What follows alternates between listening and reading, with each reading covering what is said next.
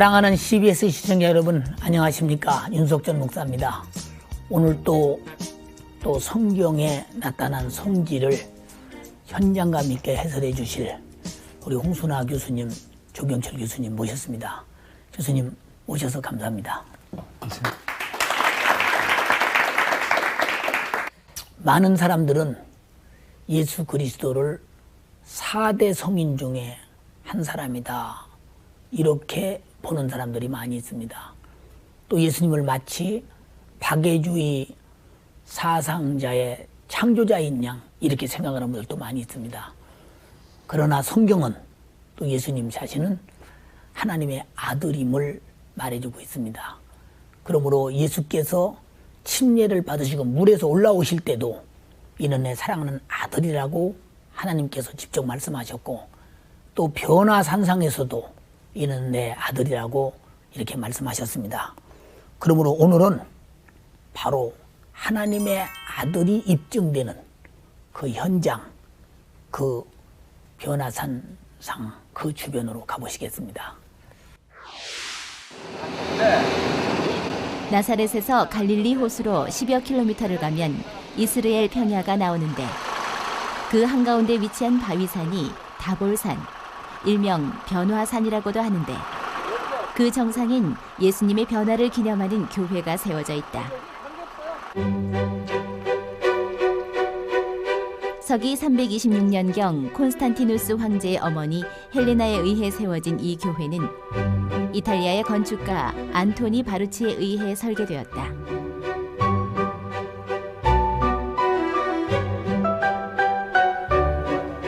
예배실 벽화 속엔 변화산 이적이 담겨 있는데, 예수님의 변화된 모습에 놀란 베드로, 그리고 함께 있던 야고보와 요한,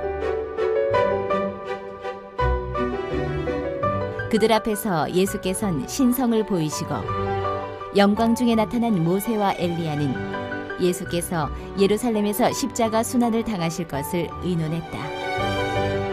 이때 하나님께서는 구름 속에서 제자들에게 말씀하셨다. 예수는 하나님의 아들이니 그의 말을 들으라고.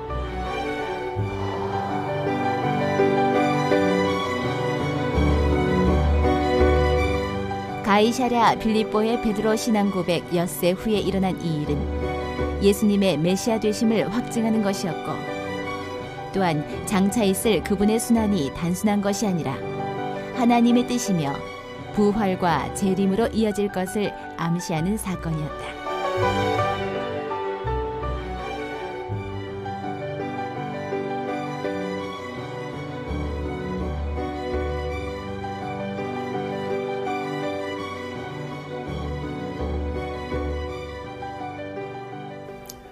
참 변화산상은 누구든지 성도라면 한번 그런 예수님과 함께하는 자리를 가졌으면 하는 그런 생각을 갖게 될 것입니다. 오늘 홍 교수님, 변화산에 대해서 그 의미를 한번 말씀해 주시면 좋겠습니다. 예, 늘 장수 문제에 관해서는 변화산이 어디인가를 성경에서 정확하게 얘기를 하지 않기 때문에 조금 문제가 있습니다만은, 어떤 분들은 뭐 헬몬산일지도 모른다 그렇게 얘기도 하지만, 지금까지 전통적으로 그 다볼산을 변화산으로 알고 또 그렇게 순례들을 해왔습니다. 그래서 이 다볼산에 대해서 좀 말씀드리면, 이 다볼산은 먼저 역사적인 장소입니다.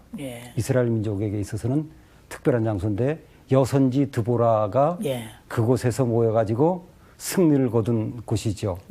특별한 것은 그 나사렛 바로 옆산입니다. 거리로 대충 따져보니까 한 8km 정도 되는데, 중턱에서 이렇게 보면 바로 옆에 나사렛이 나란히 보입니다. 또 그 주위에서는 좀 높은 산입니다. 해발 한 588m 정도 되는데. 아, 그렇게까지 높습니까? 그 주위에서 이렇게 보면 한 460m 정도로 그 주위보다 높아 보입니다. 그 4세기경부터 얘기가 나와가지고 우리 신앙의 선조들이 이곳이 변화산 같다. 그래가지고 주교자도 그곳에서 설치해 놓고 또 교회들도 설치해서 여러 가지 역사적인 변천을 통해서 대부분이 변화산은 다볼산으로 봐야 된다. 그런 전통으로 지금 이어져 오고 있습니다. 조 교수님, 그 변화산상에서 그 모세와 엘리야와 예수님이 함께 나타났지 않습니까? 거기서 모세와 엘리야와 예수님이 나타나게 된 그 의미가 무엇인지 아마 많은 그 시청자들은 많은 선지자도 있고 많은 제자들도 있는데 왜 이 모세와 엘리야와 예수님이 그 변화산상에서 나타났을까? 거기에 대한 많은 그 의문을 가지고 있을 것입니다. 모세와 엘리야가 나타나서 변화산에서 이렇게 대화를 했다라고 하는 것은 모세가 시내산에서 만난 하나님, 그리고 엘리야가 갈멜산에서 만난 하나님, 사실 그 하나님이 예수님이라는 거죠.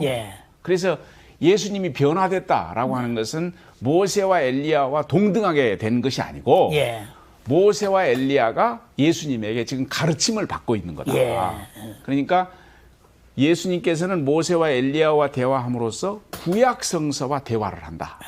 이렇게 우리가 이해하면 좋겠습니다. 그러니까 그 요한복음 8장에 보면 아브라함이 내 때를 보고 기뻐했다. 예수님이 말씀하시지 않습니까? 그게 많은 유대인들이 어떻게 저 사람이 나이 50도 안 되는 사람이 그 옛날 아브라함 얘기를 하느냐 할 때는 오늘 지금 교수님이 말씀하신 대로 벌써 그 전에도 계신 그분이 지금 그들을 가르치면서 나타난 현상을 지금 나타나지 않았나 이런 생각도 해봅니다. 거기서 이제 바로 하나님께서 이는 내 사랑하는 아들이다. 직접적으로 내 아들이라고 말씀하시지 않았습니까? 이렇게 아들이라고 선포한 그 복음적 신학적 의미는 어디에 있는지 설명을 한번 해주시면 좋겠습니다. 이 변화산 사건이 말하려고 하는 신학적 메시지는 간단하게 정리하면 오직 예수, 오직 예수입니다. 이 오직 예수를 구약성서와 연관시켜서 이제 이해해 보려고 그러는 것이죠. 방금도 말씀드렸듯이 모세와 엘리야는 구약성서를 대표한단 말이에요. 그런데 모세가 예수님에게 나타나서 엘리야가 예수님에게 나타나서 가르침을 받는 겁니다. 다시 말하면 구약성서 자체가 하나님의 말씀으로서 밝혀지려면 반드시 예수님의 가르침을 받아야 한다는 겁니다. 그래서 이는 내 사랑하는 아들이다. 오직 너희는 그의 말만 들어라. 이 하늘에서 울려난 음성, 이게 변화산 사건의 핵심이죠. 그리고 예수님의 세 제자들은 결국 오늘 그리스도인들을 대표하는 인물들 아닙니까? 오늘 그리스도인들은 예수님의 말씀을 들어야 한다는 거예요. 그리고 이 예수님의 말씀에 근거해서 모세도 이해하고 율법도 이해하고 구약의 예언서도 이해하고 구약성서 전체를 이해할 수 있다. 예수님의 말씀이 진정한 복음이다. 이것이 변화산 사건의 신학적 메시지라고 볼 수 있겠습니다.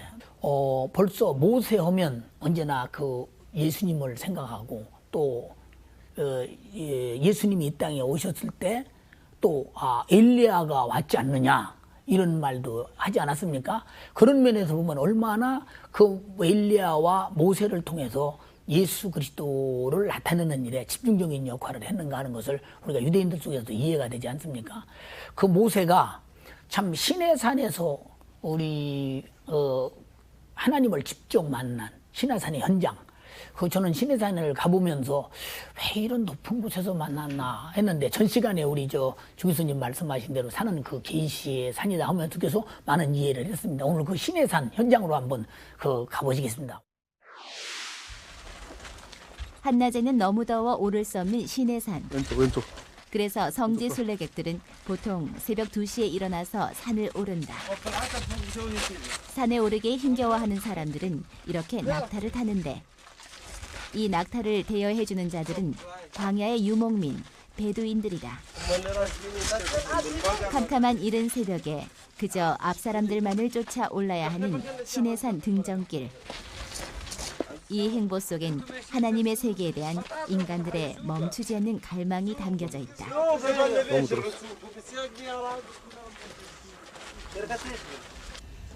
4000년 전 모세가 걸어오르던 산길을 3시간 넘게 올라야 하는 것은 편리함에 젖어있던 현대인들에겐 그 자체가 고행길 일이라. 모세 할아버지가 혼자 이곳을 올라오셨을 텐데 건강이 엄청 좋으셨던 분 같아요. 정상에 도착하기도 전에 해가 뜰까 걱정되어 발길을 힘겹게 재촉한다.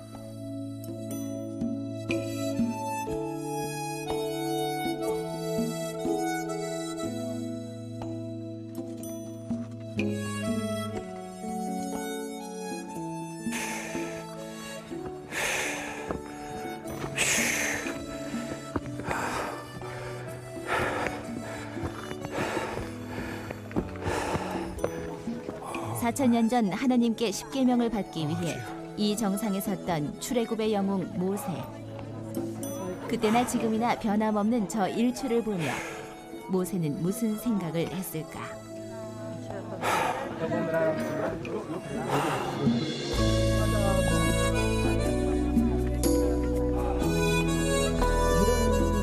이런 생각을 계속 가지면서 하나님을 의지하며 살아야 할 우리가 오늘 시대에 생각하면 당연한 것인데 왜 현실의 당장의 그 급에서 순간순간에 닥쳐오는 고난 속에서 그렇게 원망을 했을까? 그렇기 때문에 더더욱 모세는 지난날의 하나님의 은혜를 알지 못하고 잊으면서 모세를 향해 끊임없이 불평을 터뜨리던 이스라엘 백성들을, 그들을 광야에서 40년 동안 이끌어가야 했던 모세. 그는 얼마나 간절히 하나님께 부르짖었을까? 그리고 우리는 삶 속에서 또 얼마나 자주 이스라엘 백성의 모습이 되었던가? 시나이 반도 남쪽 황량한 사막길엔 40년 동안 하나님께 훈련받아야만 했던 이스라엘 민족의 역사가 서려 있다.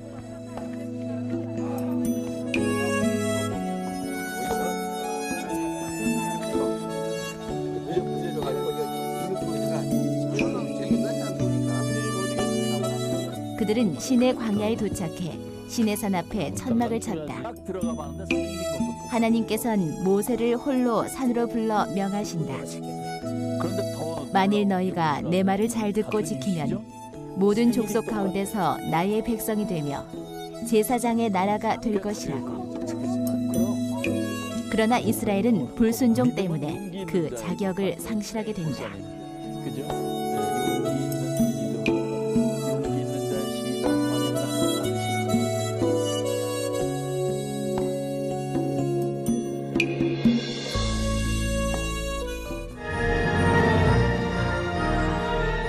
여호와께서 보시고 미워하셨으니 그 자녀가 그를 경록케 한 연고라.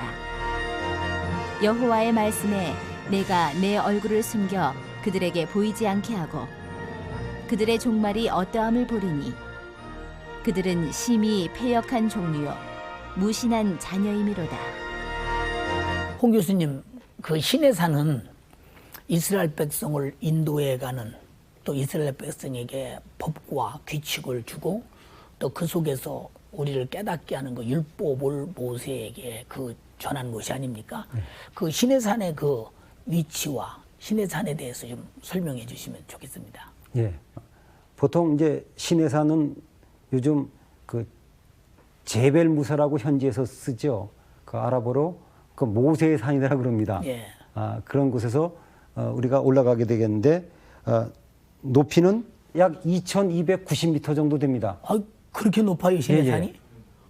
그것을 왜 우리가 못 느끼냐 하면 예. 이미 계속해서 고원지대로 올라갔다가 중간에서 올라가기 때문에 높이를 못 느끼죠. 평지에서 올라갔다면 대단한 높이죠. 그렇군요. 그래서 우리가 중턱에서 올라가고 있거든요. 예.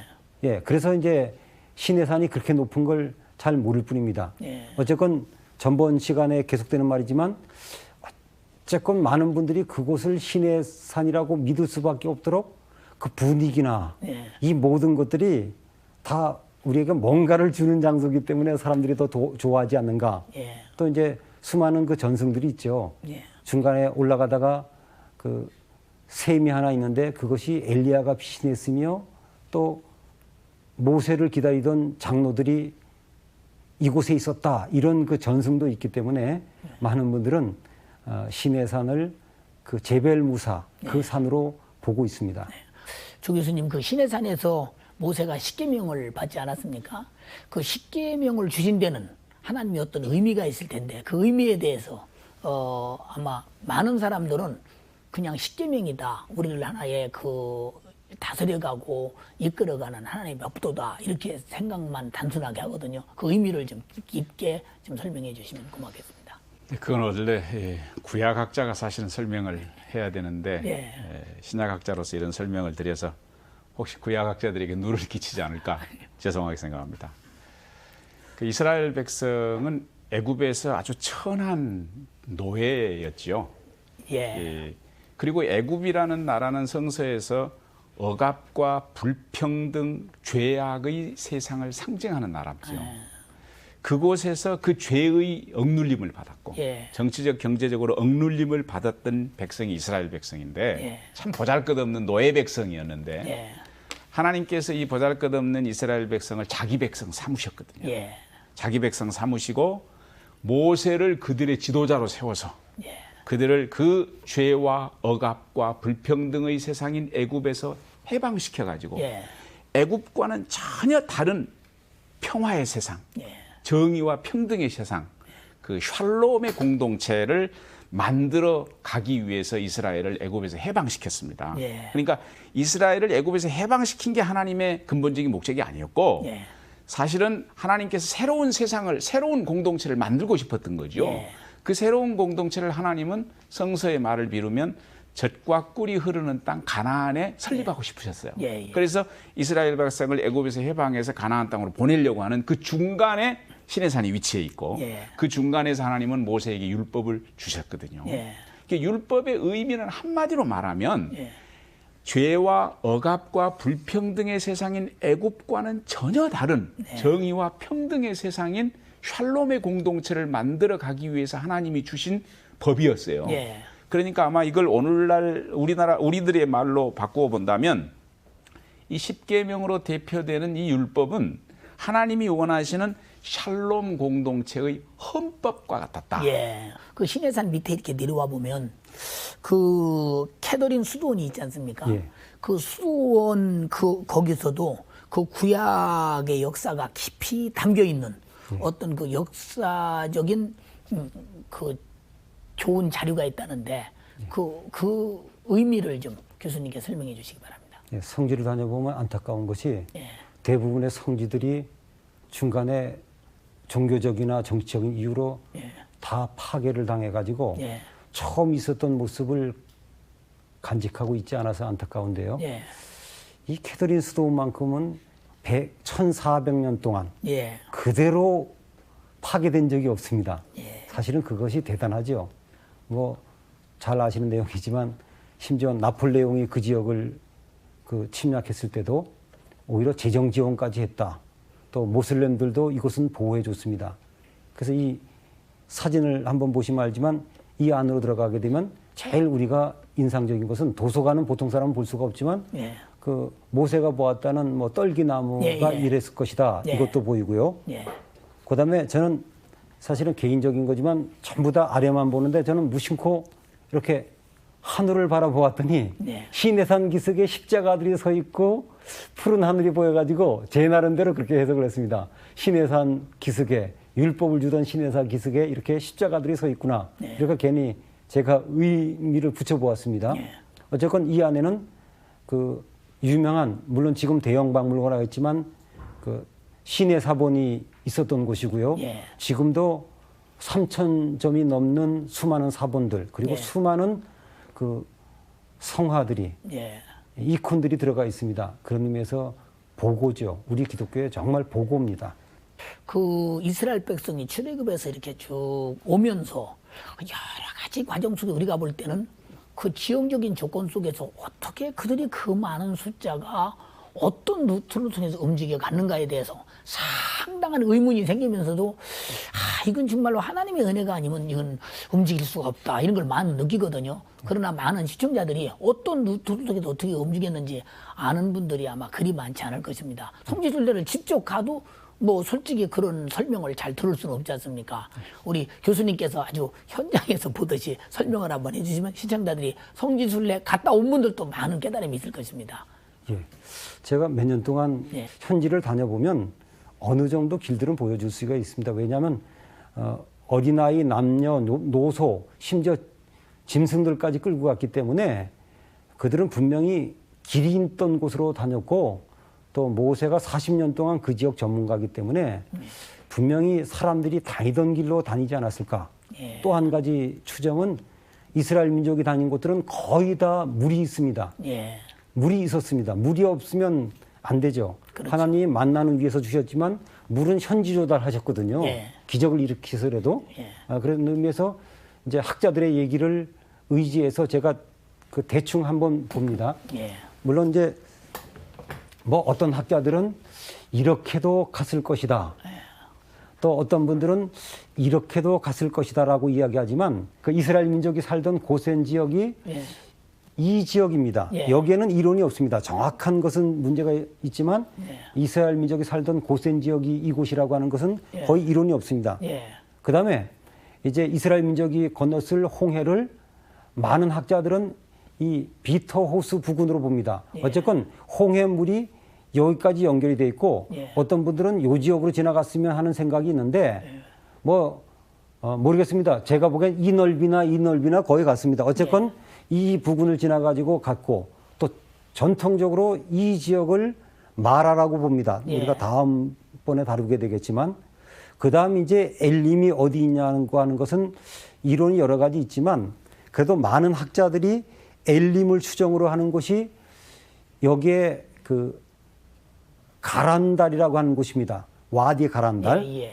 근데 여기를 지나가 본 분들은 제가 아직까지 한 분도 못 만났는데 예. 제가 그 7월 달에 갔을 때 이 와디 가란달을 집차를 빌려 타고 들어갔었습니다. 예.